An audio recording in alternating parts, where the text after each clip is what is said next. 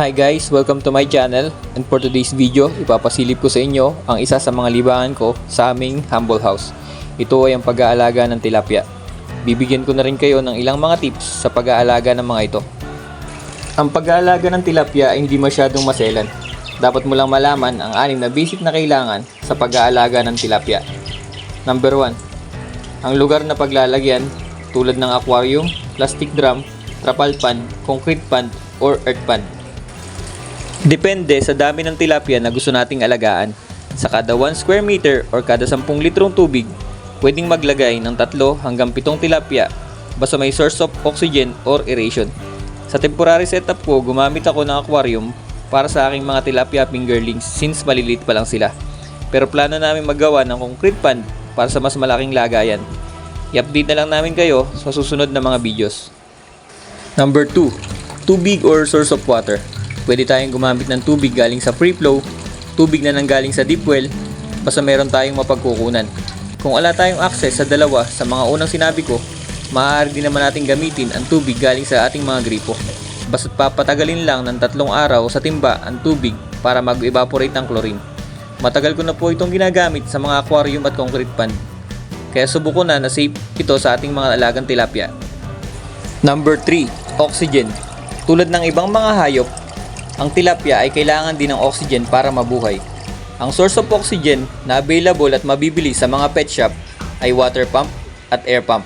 Sa setup namin, ang gamit ko ay water pump. Ang water pump ay nakapag-produce ng oxygen sa pamamagitan ng pagbagsak ng tubig pabalik sa aquarium. Sa pagbagsak ng tubig pabalik sa aquarium, nabubulabog nito ang tubig at natutulungan nitong madagdagan ng oxygen. Sa air pump naman, sa pagbuga ng hangin, nahahalo nito ang tubig at nakakatulong ito upang maalis ang carbon dioxide at madagdagan naman ang oxygen sa tubig. Number 4. Water filtration. Dumudumi ang tubig dahil sa labis na pagkain at pagdumi ng mga isda. Ang filter ay nakakatulong upang masala ang duming ito para mapanatiling malinis at ligtas ang tubig sa ating mga aquarium. Ang gamit kong filter ay simpleng setup lang na mabibili sa pet shop. Ang filter lang nito ay sponge filter para sa pagsala ng dumi, at nagtry na rin akong maglagay ng uling or charcoal kung effective ba siya upang maiwasan ang pagbaho ng tubig sa aking aquarium. Number 5. Water change. Ang pagpapalit ng tubig sa ating mga aquarium ay nakakatulong din upang mapanatiling malinis at ligtas sa ating mga isda ang tubig sa aquarium. Pwedeng gawin ang pagpapalit ng tubig sa ating mga aquarium or concrete pan kada 3 or kada 7 araw or mas matagal pa. Depende sa ganda ng water filter setup natin. Base po yun sa experience ko. Sa pagpapalit ng tubig, 50% ng laman ng ating aquarium or concrete pan ang tatanggalin at papalitan ng panibagong tubig.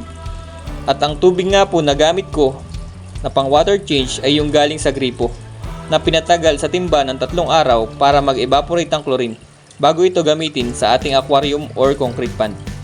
Ang panghuli, number 6, fish food pagpapakain. Ang pagkain ng tilapia from day 1 to 31 days ay primas. From 32 to 46 days, starter. From 47 to 91 days, grower. At 91 to 120 days, finisher.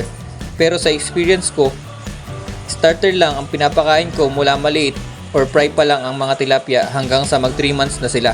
After 3 months, pinapalitan ko ng finisher at finisher na ang pagkain nila hanggang sa anihin na sila. 2 beses ko sila pinapakain sa maghapon, isa sa umaga at isa sa hapon. At ang style ko naman sa pagpapakain ng tilapia fingerlings, binibigyan ko lang sila ng ilang pirasong pellet starter sa umaga. Maghapon na nila itong pagkain. Kung hindi nila ito mauubos maghapon, yung matitirang pagkain ay tatanggalin ko para hindi makadagdag sa pagdumi ng tubig.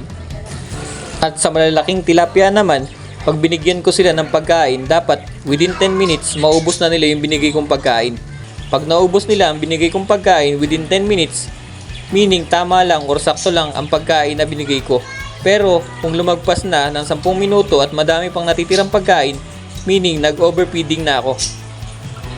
Syempre, kailangan din nating tanggalin ang natirang pagkain. Dapat maiwasan ang overfeeding. Magiging sanhi ito ng mabilis na pagdumi ng tubig.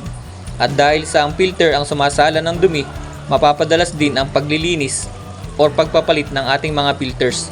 at mapapadalas din ang water change.